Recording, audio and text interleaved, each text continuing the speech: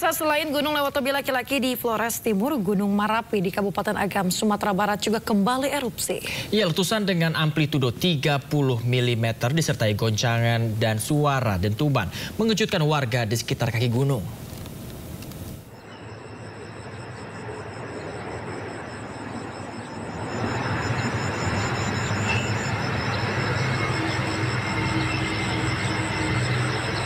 Gunung Marapi yang terletak di Kabupaten Agam dan Kabupaten Tanah Datar, Sumatera Barat kembali meletus.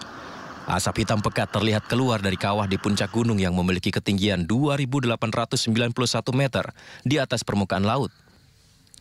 Asap kolom abu letusan yang diperkirakan mencapai 1.000 meter membumbung tinggi ke udara dengan durasi letusan yang cukup lama. Letusan yang disusul turunnya hujan abu vulkanik membuat aktivitas warga di kawasan sekitar kaki Gunung Marapi terganggu. Tiupan angin membuat hujan abu vulkanik turun di kawasan Canduang hingga kota Bukit Tinggi. Dan di sini memang masyarakat juga agak khawatir karena beberapa hari terakhir ini selalu meletus dan selalu erupsi, dan bahkan tadi pagi pun cukup besar. Dan juga sampai abu vulkanik sampai ke daerah kami dan bahkan melebihi.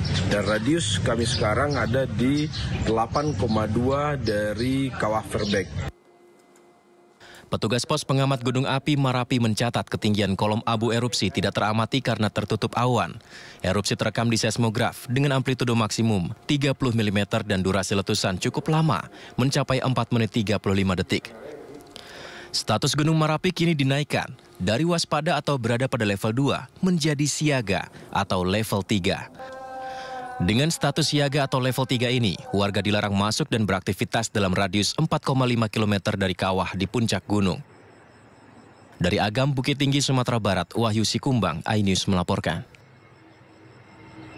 Pemirsa, kita awal informasi hari ini, Gunung Lewotobi laki-laki di Flores NTT kembali erupsi. Ya, ketinggian kolom abu mencapai 2.500 meter dan mulut kawah warga pun diminta untuk waspada.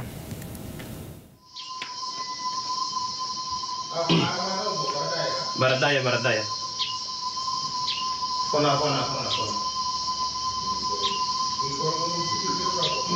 Kondisi Gunung Lewotobi laki-laki Nusa Tenggara Timur kembali erupsi dengan tinggi kolom abu teramati kurang lebih 2.500 meter di atas puncak. Kolom abu dengan intensitas tebal condong ke arah barat daya dan barat. Erupsi ini terekam di seismogram dan amplitudo maksimum 47,3 mm dengan durasi sementara kurang lebih 4 menit 44 detik. Saat ini, Gunung Lewotobi laki-laki berada pada status level 4 atau awas. Dengan aktivitas ini menjadi pertanda erupsi masih akan terjadi. Erupsi juga? Ya, tadi jam 12-nya walaupun itu bersifat erupsi vulkanik dengan itu masih menjadi pertanda bahwa erupsi masih terjadi. Akibat pergerakan Gunung Lewotobi laki-laki yang terus meningkat, warga diminta tidak beraktivitas radius 7 km dari kaki Gunung Lewotobi laki-laki. Masyarakat yang terdampak hujan abu Gunung Lewotobi laki-laki memakai masker, penutup hidung mulut untuk menghindari bahaya abu vulkanik pada sistem pernafasan. Dari Flores Timur, Joni Nura, iNews melaporkan. Besar gabungan mengevakuasi ratusan warga korban erupsi Gunung Lewotobi laki-laki di area perkebunan Waimuring, Flores Timur. Sejumlah warga berlari menyelamatkan diri. Pelan-pelan, nanti dimuat semua, pelan-pelan. Yang bayi nanti ikut mobil satu nih. Yang bayi ikut mobil. Sejumlah warga berlari menyelamatkan diri menuju ke mobil evakuasi dari Basarnas dan Brimob pasca erupsi yang kembali terjadi dari Gunung Lewotobi laki-laki.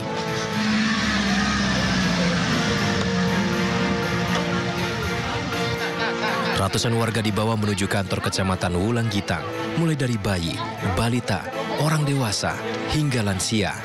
Mereka merupakan warga Dusun Duang, Desa Nawakote, yang terdampak akibat abu vulkanik.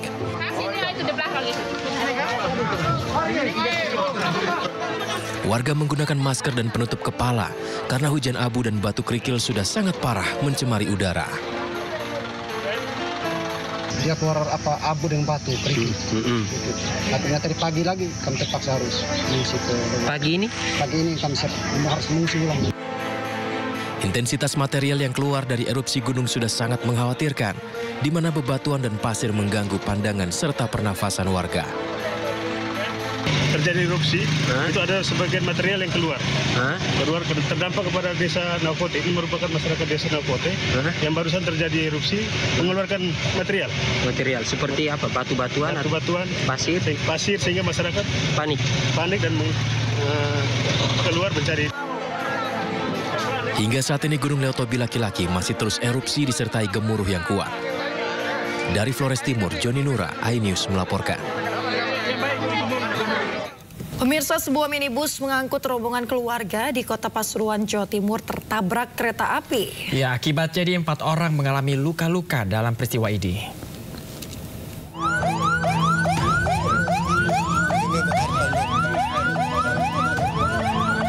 Kecelakaan terjadi antara minibus dan kereta api Tawang Alun di Kampung Binting, Kelurahan Kepel, Kecamatan Bugul Kidul, Kota Pasuruan, Jawa Timur, Kamis pagi. Kendaraan minibus yang membawa rombongan keluarga ini tertabrak hingga terlempar ke utara sekitar 10 meter dari lokasi kejadian. Diketahui, 5 orang yang berada dalam mobil mengalami luka-luka akibat peristiwa kecelakaan ini. Seluruh korban luka langsung dilarikan ke RSUD Dr. Sudarsono, Kota Pasuruan untuk mendapatkan perawatan medis. Kecelakaan bermula saat minibus yang dikendarai sopir bernama Nurosidi yang merupakan warga Kelurahan Wirogunan, Kecamatan Purworejo, Kota Pasuruan, melintas di perlintasan kereta api tanpa palang pintu resmi, hanya portal swadaya masyarakat. Dari waktu yang bersamaan, kereta api Tawang Alun jurusan Banyuwangi Malang dari arah timur ke barat melintas dan kecelakaan pun tak bisa dihindari. Ada 5 orang sama anak kecil. Rombongan berarti ya? Rombongan. Luka-luka apa gimana tadi kondisinya? Luka-luka semuanya? Semuanya dibawa ke rumah sakit berarti ya? Ini nyebrang dari arah mana informasinya? Dari utara. Oh, nyebrang dari bawah naik ke atas ke jalan raya ya? Utara, dari bawah. Akibat kecelakaan, kondisi minibus rusak parah di bagian depan dan belakang dan petugas memasang garis polisi untuk melakukan olah TKP guna mengetahui pasti kronologi kecelakaan. Diduga kecelakaan tersebut terjadi lantaran sopir kurang hati-hati saat melintas perlintasan kereta api tanpa palang pintu resmi. Kereta api Tawang Alun, jurusan Banyuwangi Malang Kota, melintas. Kemudian dari pengendara mobil Ford Everest ini nampaknya kurang hati-hati, mengingat ada portal swadaya tidak ada petugas pengamannya. Mendengar informasi itu kami langsung mengerahkan anggota dan koordinasi dengan Polres melakukan pengamanan dan segera evakuasi. Ada 5 korban, alhamdulillah tidak ada yang meninggal, hanya luka-luka, ada patah tangan, jadi demikian. Petugas mengimbau kepada masyarakat agar waspada dan berhati-hati saat melintasi perlintasan kereta api tanpa palang pintu dan tidak ada penjagaan. Dari Pasuruan, Jawa Timur, Jaka Samudra, iNews melaporkan. Beralih ke informasi lainnya, pemirsa, seorang bocah sekolah dasar ditabrak truk tanah di Jalan Raya Salembaran, Kecamatan Teluk Naga, Kabupaten Tangerang, Banten. Warga yang emosi merusak dan juga membakar truk tanah yang beroperasi bukan pada jam operasional.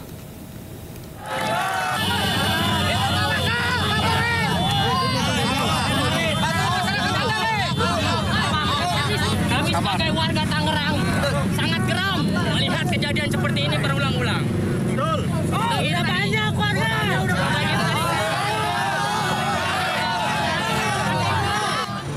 Bocah 9 tahun mengalami remuk pada bagian kaki akibat ditabrak truk pengangkut tanah di Jalan Raya Kosambi, Kecamatan Teluk Naga, Kabupaten Tangerang, Banten, Kamis pagi. Akibatnya, warga sekitar mengamuk menghancurkan truk pengangkut tanah. Selain itu, puluhan truk tanah yang melintas bukan pada jam operasionalnya juga ikut dirusak warga. Bahkan satu truk dibakar warga.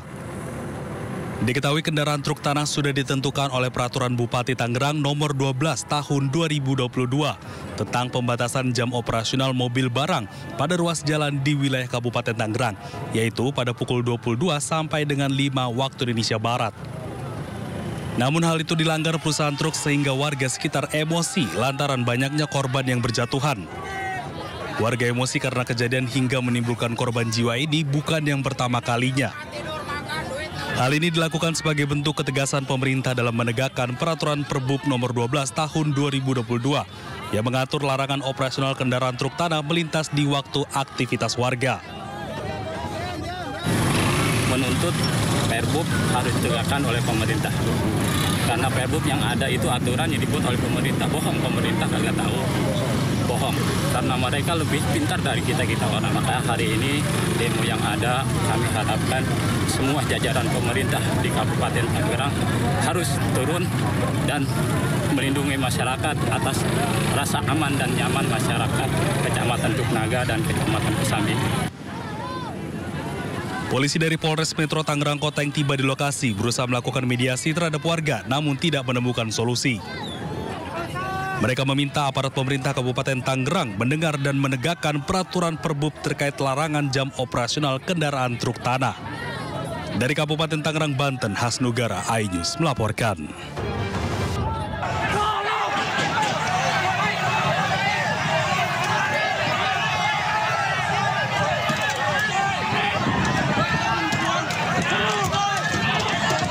Masa yang merupakan warga dari Kecamatan Teluk Naga dan Kecamatan Kosambi bentrok dengan aparat kepolisian dari Polres Metro Tangerang Kota di Jalan Raya Salembaran, Kabupaten Tangerang, Banten.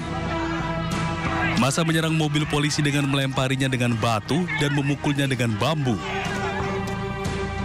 Warga juga menyerang polisi dengan melempari polisi dengan batu.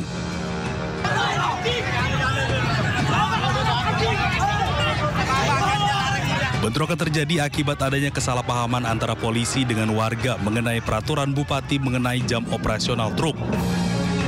Menurut warga, truk tersebut beroperasi di luar jam yang telah ditentukan oleh peraturan dan mengganggu aktivitas warga dan anak-anak. Operasional ini dalam peraturan Bupati 12 2022 itu jam 10 sampai jam 5. Betul! Mereka sudah berjalan lebih dari 1 tahun. Mereka itu 1 tahun ada udah berjalan, tetap beroperasi pada jam pagi hari.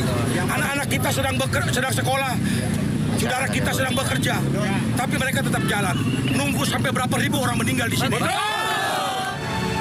Warga juga membakar ban di jalan sebagai bentuk protes.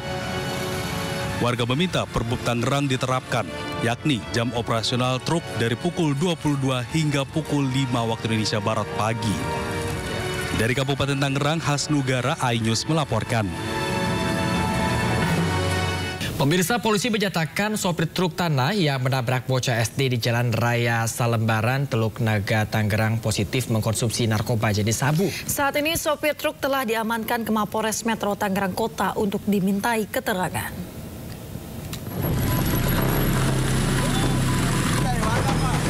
Hingga Kamis malam, ratusan warga masih berkumpul di lokasi kejadian. Takut ada kerusuhan susulan, kepolisian gabungan dari Polres Metro Tangerang Kota dan Brimob diterjunkan. Pihak kepolisian juga menghimbau warga untuk membuarkan diri karena telah dilakukan kesepakatan dari Musyawarah Perwakilan Kabupaten Tangerang dan perwakilan masyarakat. Musyawarah ini menyepakati sejumlah hal seperti aturan jam operasional truk pengangkut tanah, termasuk 3 hari ke depan tidak ada operasional truk tanah yang melintas sebagai bentuk empati bagi korban Alika 9 tahun akibat ditabrak truk tanah. Ratusan warga yang berkumpul sejak sore akhirnya membubarkan diri, namun petugas gabungan masih disiagakan untuk mengantisipasi kericuan susulan. Sementara itu, sopir truk tanah yang menabrak Alika diketahui mengkonsumsi sabu dari pemeriksaan urin. Bahkan di dalam truk ditemukan alat hisap sabu.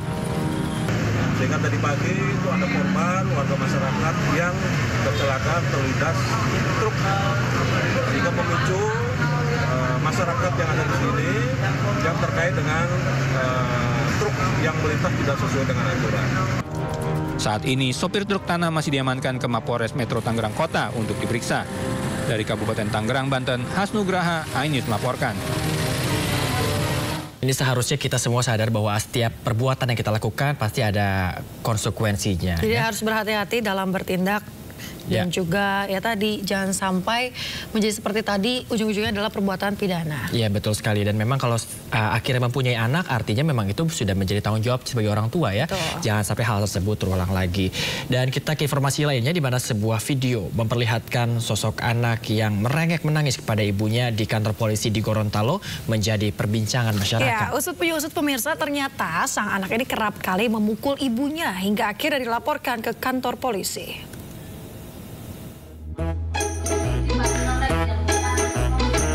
Satrio terus merengek menangis di hadapan ibunya dan anggota kepolisian di kantor Polsek Dungingi, Gorontalo Kota.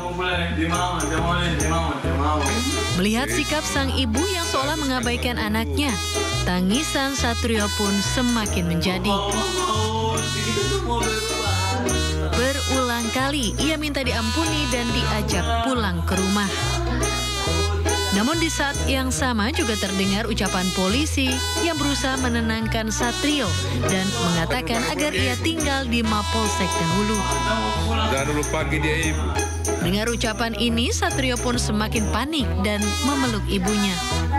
Setelah diunggah di media sosial, video Satrio menangis ini viral dan mendapatkan reaksi beragam dari netizen. Usut punya usut, ternyata Satrio kerap kali memukul ibunya sehingga sang ibu harus mengadukan anaknya ke polisi. Sang ibu meminta agar pihak kepolisian untuk melakukan pembinaan kepada anaknya karena sudah tidak mendengar nasihat dari orang tuanya lagi. Kami berdasarkan permintaan orang tua, kami tahan sekitar 24 jam untuk pembinaan kepada anak tersebut, diberikan nasihat, diberikan gambaran sebagaimana posisi sebagai anak kepada ibu seperti itu. Satrio sendiri sempat ditahan selama sehari semalam sebagai bentuk pembinaan terhadapnya. Saat ini Satrio telah meminta maaf kepada ibunya dan berjanji tidak melakukan perbuatannya lagi. Dari kota Gorontalo, Nur Faizil Hasan, iNews melaporkan. Seorang pelajar disiram air keras oleh 3 pelajar lainnya saat berpas-pasan menggunakan sepeda motor di kawasan Cakung, Jakarta Timur. Akibatnya mata kanan korban nyaris buta.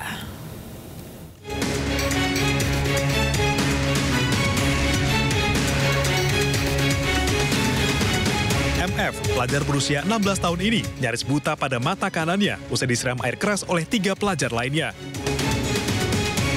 Peristiwa terjadi di Jalan Raya Pulau Gebang, Cakung, Jakarta Timur saat berpapasan dengan para pelaku menggunakan sepeda motor sepulang sekolah. Tak lama polisi meringkus 3 pelaku berinisial AFY, FS, dan FTI. Satu di antaranya ditahan, sementara 2 lainnya dititipkan di panti rehabilitasi anak karena masih di bawah umur. Polisi menyebut para pelaku melakukan aksi mereka secara acak hanya demi eksistensi. Jadi tidak mengacu pada inisial ini atau siapa, tidak. Dia hanya rangkap saja jalan bersama temannya sambil membawa siapapun yang dia temui di jalan akan dia siram. Nah, kebetulan korban inilah yang bertemu berpapasan di jalan kemudian disiram. Korban lagi jalan atau naik motor? Naik motor. Dalam kondisi naik motor bertiga disiram oleh pelaku yang duduk paling belakang atas nama AF. Dari tangan para pelaku, petugas minta barang bukti sejumlah pakaian termasuk seragam dan 1 botol kaca yang digunakan untuk menyiram air keras. Para pelaku dijerat Undang-Undang Perlindungan Anak dengan ancaman maksimal 5 tahun penjara. Dari Jakarta, Rio Manik, iNews melaporkan. Malu melahirkan tanpa suami, seorang ibu di Balikpapan, Kalimantan Timur menyembunyikan bayi yang dia lahirkan dalam panci di lemari pakaian. Ya, bayi perempuan malang itu akhirnya meninggal dunia.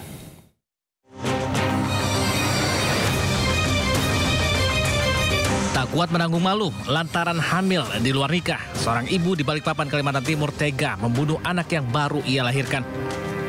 Ia pun harus berurusan dengan polisi setelah dilaporkan warga. Peristiwa ini terungkap saat tersangka alami pendarahan dan harus dibawa ke dokter, namun ia tak mengaku melahirkan bayi. Tak percaya dengan pengakuan tersangka, petugas menggeledah rumah dan menemukan sesosok bayi disembunyikan dalam panci di lemari. Dari hasil penyelidikan polisi, bayi mengalami memar dan patah tulang diduga karena dilahirkan paksa oleh sang ibu. Ini pertama kali ditemukan posisinya di dalam lemari, di dalam panci, lemari milik tersangka. Dan yang menemukan pertama kali yaitu yang mengangkat panci beserta bayi itu saudari SL itu yang merupakan salah satu keluarga. Bayi malang tersebut diduga kuat hasil hubungan gelap tersangka dengan seorang pria berinisial MR. Atas perbuatannya tersangka dijerat pasal perlindungan anak dengan ancaman di atas 5 tahun penjara. Dari Balikpapan, Kalimantan Timur, Mukmin Agis, iNews melaporkan. Dan pemirsa, petugas gabungan merazia Kampung Aceh di Simpang Dam, Muka Kuning, Batam, Kepulauan Riau. Ya, dalam razia ini pemirsa, petugas menangkap puluhan orang serta menyita sejumlah alat isap sabu serta senjata tajam.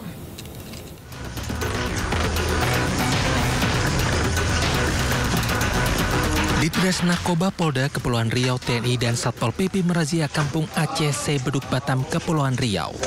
Dalam razia di beberapa tempat, tim gabungan menangkap puluhan orang karena positif menggunakan narkoba jenis sabu. Dalam razia, beberapa warga berusaha menghalangi petugas dengan mengunci pintu dari luar. Saat berhasil dibuka, petugas menemukan puluhan orang yang diduga sebelumnya mengkonsumsi sabu. Beberapa tempat kos yang dicurigai sebagai tempat menggunakan narkoba dibongkar petugas gabungan. Selain narkoba, dalam razia petugas juga menemukan sejumlah senjata tajam seperti samurai, belati, dan gunting.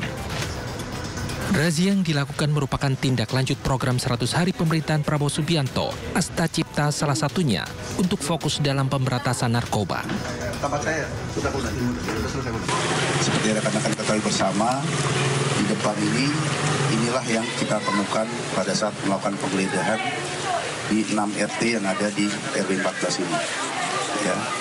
Dari keseluruhan jumlah yang diamankan, total keseluruhan 92 orang. 88 orang dinyatakan positif sebagai pengguna narkotika. Dari 88 orang ini, untuk jumlah perempuan 22 dan laki-laki 66. Kegiatan ini merupakan tindak lanjut dari program 100 hari Bapak Presiden, Bapak Prabowo, dan Asta Cipta, yang mana salah satunya adalah kegiatan pencegahan dan pemberantasan narkotika. Puluhan orang yang ditangkap serta barang bukti dibawa ke Polda Kepulauan Riau untuk pemeriksaan lebih lanjut untuk mendalami sumber narkoba yang digunakan para pelaku.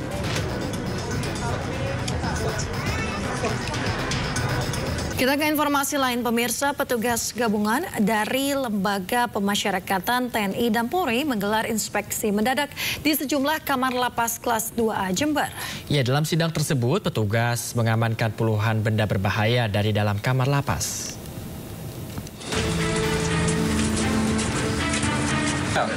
Petugas gabungan dari unsur lapas, TNI, dan Polri menggelar razia di sejumlah kamar tahanan lapas kelas 2A Jember. Satu persatu kamar digeledah petugas. Pemeriksaan pun berlaku juga kepada para narapidana. Satu persatu diperiksa sebelum meninggalkan kamar. Seluruh sudut ruangan kamar mulai dari loker tempat penyimpanan barang hingga lokasi tempat tidur para tahanan diperiksa petugas. Petugas pun menemukan berbagai benda berbahaya dan dilarang seperti pisau rakitan, obeng, hingga pisau cukur. Tak hanya itu, untuk mengantisipasi peredaran narkotika dalam lapas, polisi juga turut melakukan tes urin pada sejumlah warga binaan lapas kelas 2A Jember. Tetapi kami masih menemukan barang-barang terlarang lain, ini seperti sendok stainless, ada silet-silet yang dirakit menjadi semacam pisau, ya, dan benda-benda tajam dan berbahaya lainnya. Ini memang kita larang di dalam berada di dalam kamar karena ini bisa membahayakan keselamatan dari penghuni kamar.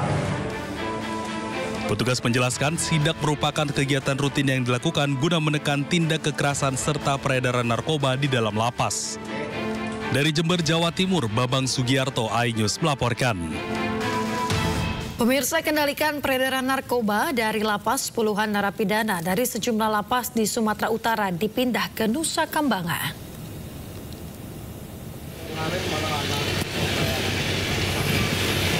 Direktorat Jenderal Permasyarakatan memindahkan 64 narapidana resiko tinggi di wilayah Sumatera Utara ke Nusa Kambangan, Cilacap, Jawa Tengah.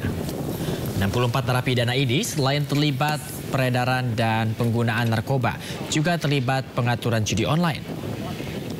Di Nusa Kambangan, mereka ditempatkan di lapas yang menggunakan sistem pengamanan super maximum security, yakni one man, one cell.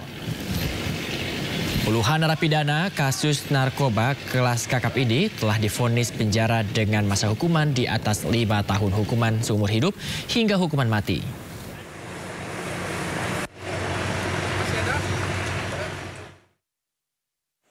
wilayah ke Nusa Kambangan adalah mereka-mereka yang masih terlibat menggunakan narkoba, mereka yang masih terlibat jaringan peredaran narkoba, dan mereka yang masih melakukan tindak pidana walaupun mereka di dalam lapas, kemudian dan tindak pidana lain seperti judi online, penipuan yang menggunakan handphone. Ya, kita ke informasi lainnya, pemirsa. Polda Metro Jaya menyita sejumlah barang bukti, mulai dari uang puluhan miliaran rupiah hingga senjata api terkait kasus judi online yang melibatkan 11 orang pegawai Kementerian Komunikasi dan Digital Republik Indonesia. Saat ini penyidik juga telah memblokir puluhan rekening milik para tersangka. Subdit Jatanras Direktorat Reserse Kriminal Umum Polda Metro Jaya masih terus menyidik kasus perjudian online yang melibatkan 11 orang pegawai Kementerian Komunikasi dan Digital RI serta 4 orang warga sipil.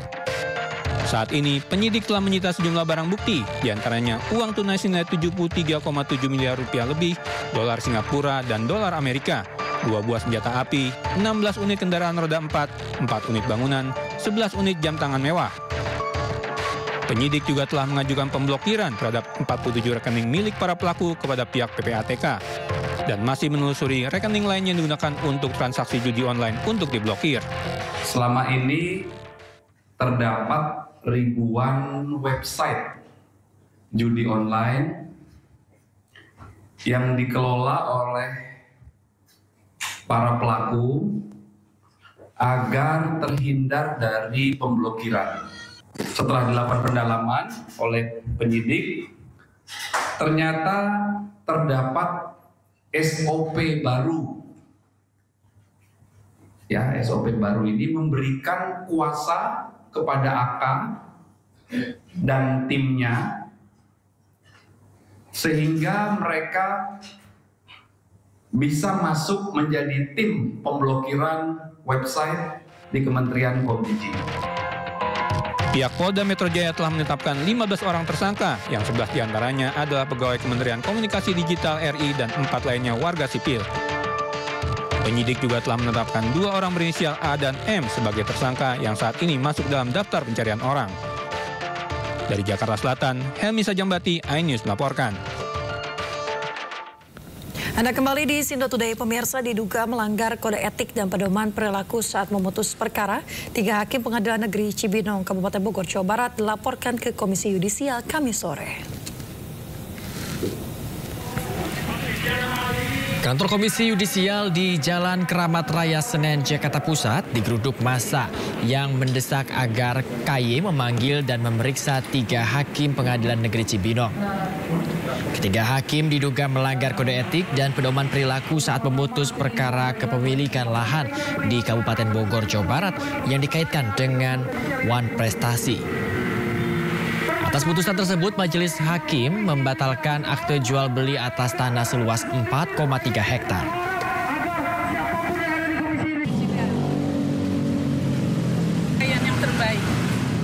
Tim hukum Bobi Nasution melapor ke polisi usai mobil yang ditumpanginya dilempari batu oleh orang tidak dikenal. Insiden tersebut terjadi saat Bobi Nasution meninggalkan lokasi debat pemilihan gubernur wakil gubernur Sumatera Utara di Kota Medan.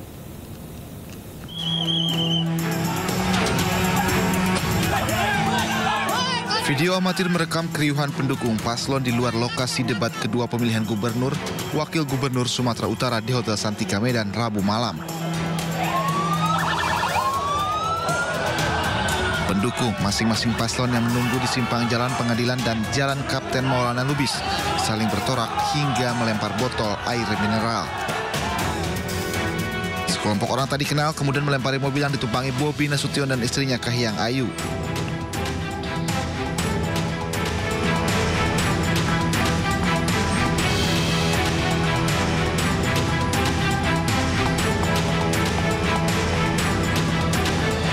Meski dikawal polisi, mobil calon gubernur Sumatera Utara ini pun tak luput dari sasaran pelemparan. Atas insiden tersebut, tim kuasa hukum pasangan Bobi Surya membuat laporan ke Polrestabes Medan.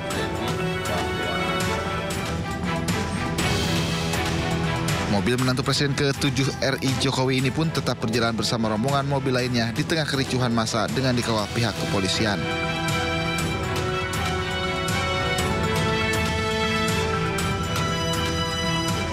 Dari Medan, Sumatera Utara, Ahmad Ridwan Nasution, iNews melaporkan. Pemirsa, Ketua Umum Golkar Bahlil Lahadalia mengumumkan pengurus Partai Beringin periode 2024 hingga 2029. Iya, dari jajaran pengurus partai tidak terdapat nama Presiden ke-7 RI Joko Widodo maupun Wakil Presiden Gibran.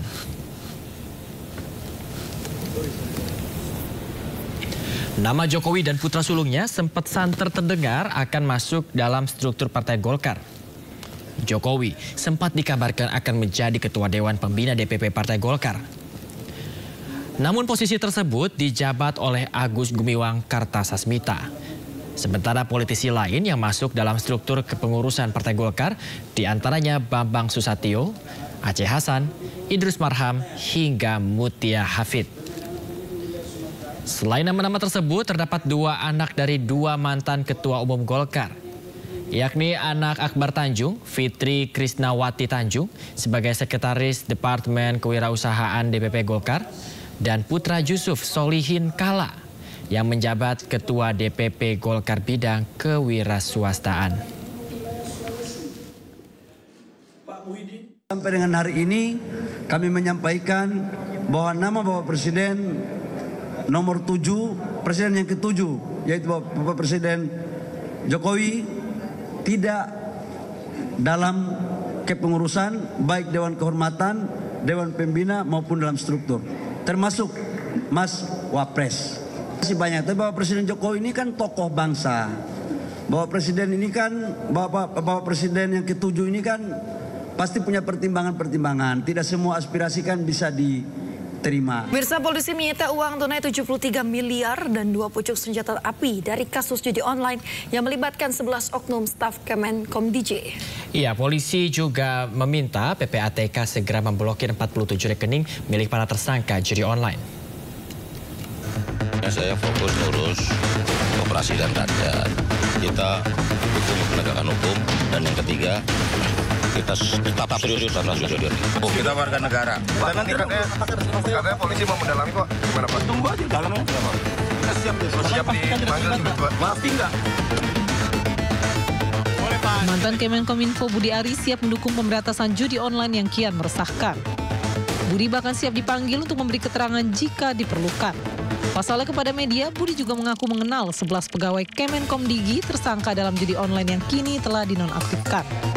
Foto kedekatan Budi Ari dengan staf Kemenkom Digi, salah satu tersangka judi online Adi Kismanto, bahkan viral di media sosial. Adi diketahui direkrut melalui jalur ilegal untuk berperan penting sebagai pengendali situs judi online saat Budi Ari menjabat di Kemenkominfo. Sementara selain masih memburu 2 DPO lain dalam kasus judi online, polisi kini telah menyita sejumlah barang bukti uang tunai senilai 73 miliar rupiah, 2 buah senjata api, 16 unit kendaraan roda 4, 4 unit bangunan, hingga 11 unit jam tangan mewah. Polisi juga mengajukan pemblokiran terhadap 47 rekening milik para pelaku ke PPATK.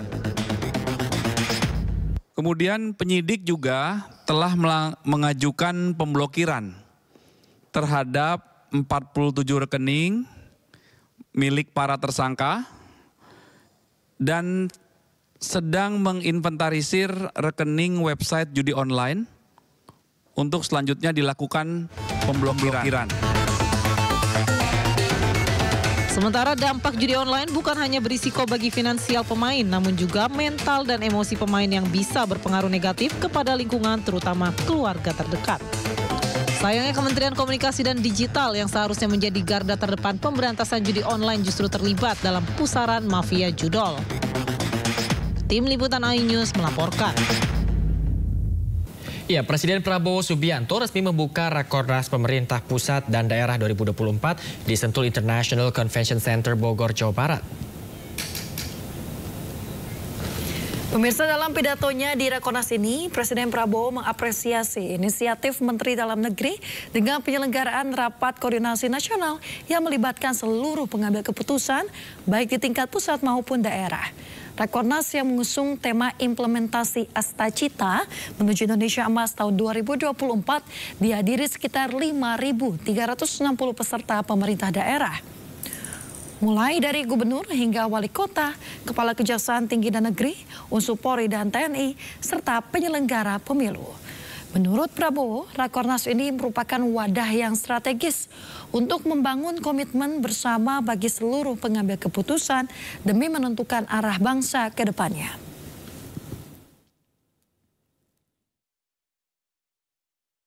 Saya sangat menghargai langkah ini karena ini bisa dikatakan adalah kesempatan pertama saya untuk bicara dengan seluruh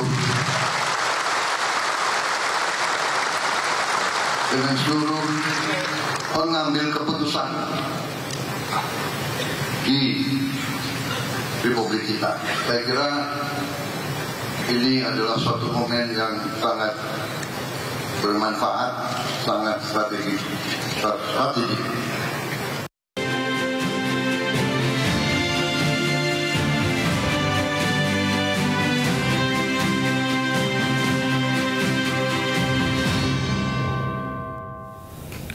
Dalam Rakerda Real Estate Indonesia DKI Jakarta, Cagup Jakarta nomor urut 1 Ridwan Kamil berjanji akan membangun 150 hunian di atas pasar. Ya, dalam kesempatan yang sama, RK juga menyatakan akan mendukung Persija Jakarta jika terpilih menjadi Gubernur Jakarta.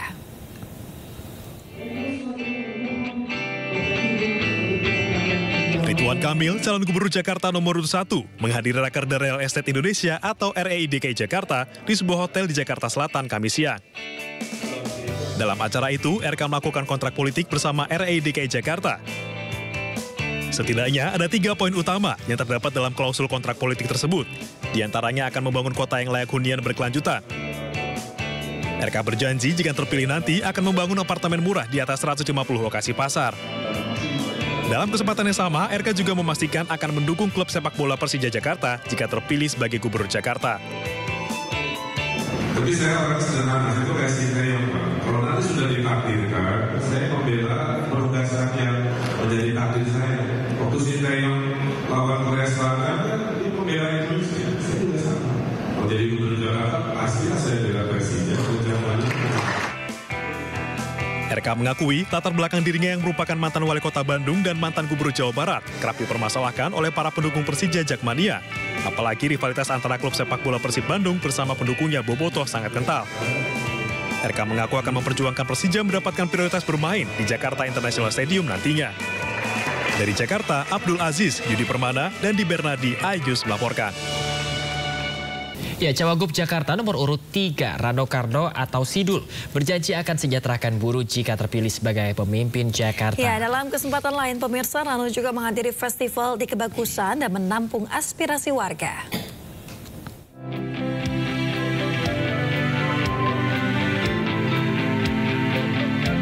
Calon Wakil Gubernur DKI Jakarta nomor urut 3 Rano Karno atau biasa disapa Bang Dul melanjutkan agenda kampanye dengan menerima audiensi Dewan Pimpinan Daerah Konfederasi Serikat Pekerja Seluruh Indonesia atau KSPSI DKI Jakarta di Warung Bang Dul, Karangasri, Lebak Bulus, Jakarta Selatan.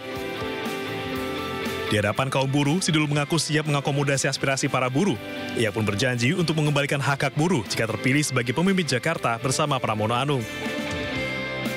Ya kesejahteraan kaum buruh misalnya itu kan, karena waktu itu memang sempat berhenti pada waktu pandemi. Dan saya bilang insya Allah kalau memang nanti ya saya sama Mas Pram memang datang ke DKI, kita akan kembalikan hak-hak buruh yang memang pernah diterima. Itu aja sebetulnya, nggak ada yang aneh-aneh kok.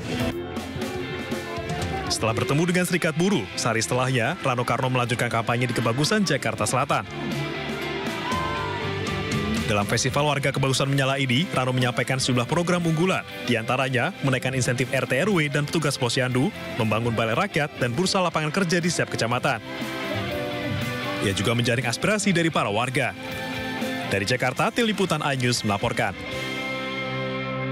Pemirsa, hingga saat ini persoalan banjir masih belum terselesaikan di Jakarta. Ya, betul sekali Yasmin, apalagi ini sudah memasuki musim penghujan ya. Di mana calon gubernur Jakarta nomor urut 2 Dharma Pongrekun menyebut harus ada penyelesaian masalah hingga ke akar untuk atasi banjir Jakarta.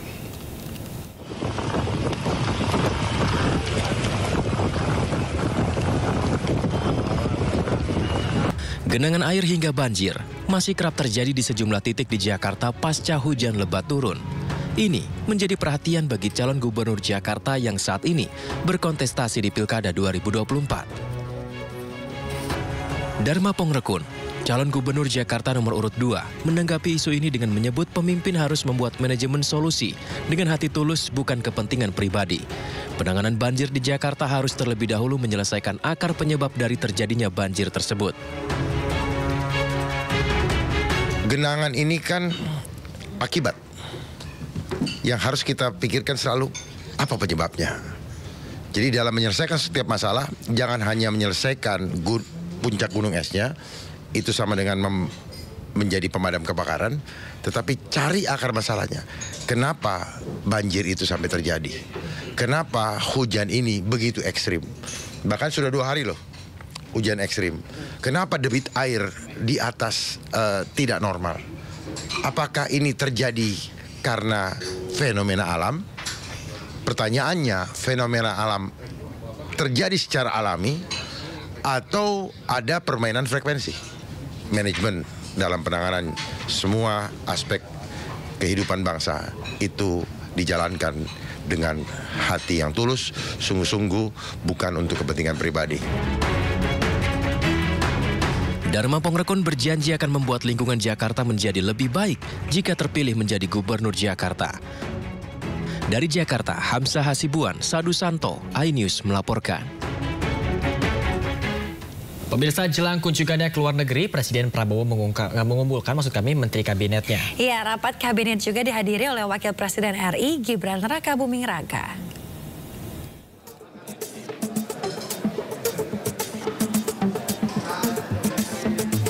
Presiden Prabowo Subianto memberikan pengarahan kepada para Menteri Kabinet Merah Putih karena dirinya akan melakukan perjalanan ke luar negeri untuk kegiatan kunjungan kenegaraan ke beberapa negara, antara lain Cina dan Amerika Serikat. Presiden Prabowo juga akan menghadiri acara KTT APEC di Peru, G20 di Brasil, dan KTT G7 di Kanada. Selama Presiden Prabowo berada di luar negeri, tampuk kepemimpinan RI dipegang oleh wakilnya Gibran Rakabuming Raka. Dalam rapat kabinet ini, Presiden Prabowo meminta jika ada permasalahan jangan ragu untuk selalu berkomunikasi. Dan saya juga menyampaikan ke saudara, jangan ragu-ragu kalau ada masalah apapun. Kalau saudara sudah menyampaikan ke Menko, tapi saudara masih ingin suatu kejelasan dari saya, jangan ragu-ragu untuk menghubungi saya, juga jangan juga ragu-ragu untuk telepon saya terbuka. Saudara-saudara boleh telepon langsung. Ya, kita tinggalkan sekarang hal-hal yang terlalu protokoler, terlalu feodal. Tidak, kita ini adalah kolega, kita mengabdi sama-sama ke rakyat. Saya menduduki posisi mungkin bisa dianggap pemimpin daripada tim kita. Ya, memang saya mandataris, saya menerima mandat dari rakyat bersama saudara wakil presiden, tapi kita adalah sama dalam kewajiban tanggung jawab kepada rakyat. Jadi silakan gunakan teknologi, ya. Tetapi tentunya hal-hal yang rawan tidak perlu lewat telepon. Ya kan, ini zaman modern ini banyak telinga yang ingin dengar, ya kan. Jadi, tapi kalau saudara ingin menyampaikan hal-hal yang penting, silakan, ya. Saya membuka pintu. Sementara Kepala Kantor Komunikasi Kepresidenan Hasan Nasbi mengatakan selama Presiden Prabowo kunjungan kerja ke luar negeri, maka Wakil Presiden akan diserahkan tugas mengelola pemerintahan. Jadi seperti biasa tentu nanti ketika Presiden menjalankan tugas ke luar negeri, maka Wakil Presiden akan diserahkan tugas untuk menjalankan tugas-tugas Presiden mengelola pemerintahan. Begitu. Jadi tadi juga beliau sarankan tadi jangan sungkan-sungkan untuk mendengar masukan dari menteri-menteri gitu. Jadi beliau juga kasih arahan soal itu tadi. Selain itu, Presiden Prabowo juga memberikan arahan kepada Wakil Presiden untuk jangan sungkan mendengar masukan dari para menteri selama Presiden melakukan kunjungan ke luar negeri. Dari Jakarta, Tim Liputan iNews melaporkan. Pemirsa, menghadirkan air bersih, rumah layak huni, serta lapangan pekerjaan bagi warga Mimika menjadi agenda utama calon bupati nomor urut 2 yang diusung Partai Perindo, Maximus Tipagau. Ya, Maximus juga berkomitmen memberikan pendidikan gratis dan layak bagi anak-anak jika dirinya terpilih pada pemilihan Bupati Mimika pada November 2024 mendatang. Calon Bupati nomor urut 2 yang juga Ketua DPD Partai Perindo Kabupaten Mimika, Maximus Tipagau, memiliki sejumlah program kerja yang ditawarkan ketika nanti diberikan amanah untuk memimpin kabupaten yang berada di Provinsi Papua Tengah ini. Program unggulan yang ditujukan untuk meningkatkan kesejahteraan masyarakat Kabupaten Mimika ini dimulai dari pendidikan gratis, menarik investor, menyediakan sumber air bersih, hingga pembangunan balai pelatihan kerja. Semua hal ini akan menjadi bukti nyata program kerja pada 100 hari pertama pasangan Cabup dan Cawabup Mimika, Maximus Tipagau, Peggy Patricia Patibi. Saya ingin nomor 1 kan air ini, air minum itu harus depan pintu, depan rumah. Sumber hidup air itu ada depan rumah. Saya ingin itu pertama. Yang kedua itu saya ingin beresin namanya lapangan kerja buat anak muda. Karena Timika ini miliki 60% pengangguran tinggi. Kedepannya pasangan Maximus Peggy yang diusung partai berlambang Raja Wali mengembangkan sayap ini juga berkomitmen menjadikan Kabupaten Mimika sebagai destinasi pariwisata yang berkualitas, serta memperbaiki dan meningkatkan lebih baik tata kelola pemerintahan untuk meningkatkan kesejahteraan masyarakat Papua. Dari Jakarta, Rizky Ihwal, iNews melaporkan.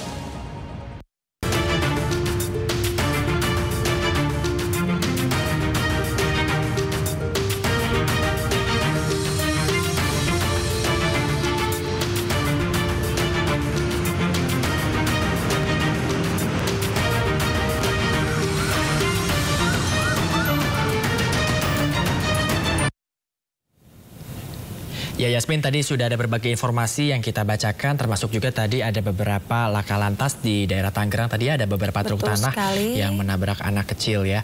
Ini tentunya menjadi hal yang sangat prihatin bagi kita semua karena tidak ada yang menginginkan hal ini terjadi. Ya, di mana aturan seharusnya ditegakkan dan juga masyarakat dari pihak manapun ini harus taat aturan agar tidak terjadi hal seperti tadi.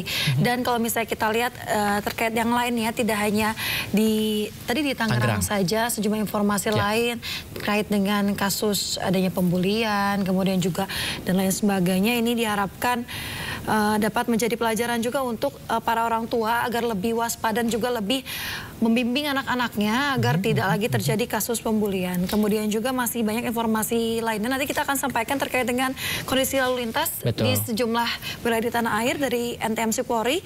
Tapi kalau misalnya kita lihat akhir-akhir ini memang cuaca untuk di daerah Jakarta ya Bayu ya, pagi siangnya itu terang, tapi ketika sore menjelang malam ini menjadi hujan deras dan juga menyebabkan kemacetan di sejumlah wilayah gitu ya.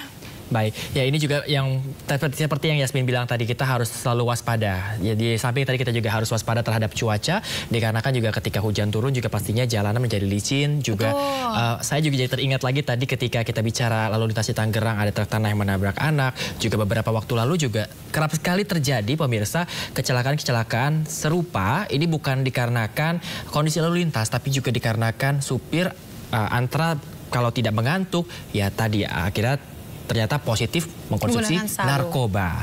Ini yang sangat disayangkan karena juga ternyata waspada saja tidak cukup begitu ya. Nah ini dia, karena kita harus waspada, kita saksikan. Selanjutnya kami akan mengajak Anda pemirsa untuk mengetahui pantauan lalu lintas hari ini di sejumlah wilayah melalui pantauan CCTV Korlantas Polri. Ya, kita akan bergabung dengan Brigadir Trasvinda di studio NTMC Polri. Brigadir Trasvinda, bagaimana pantauan arus lalu lintas di sejumlah titik di wilayah Indonesia melalui pantauan CCTV saat ini?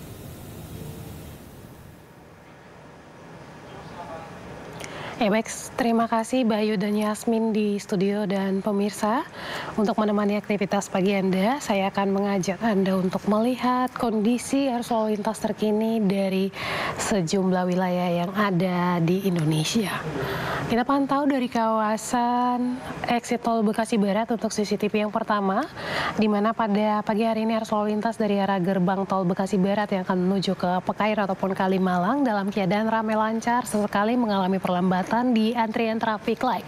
Dari CCTV kami juga terpantau kawasan ini didominasi oleh kendaraan angkutan barang. Hal ini juga perlu diantisipasi mengingat aktivitas masyarakat di kawasan ini juga yang berlalu lalang perlu menjadi perhatian bagi para pengguna jalan yang akan melintas di sini.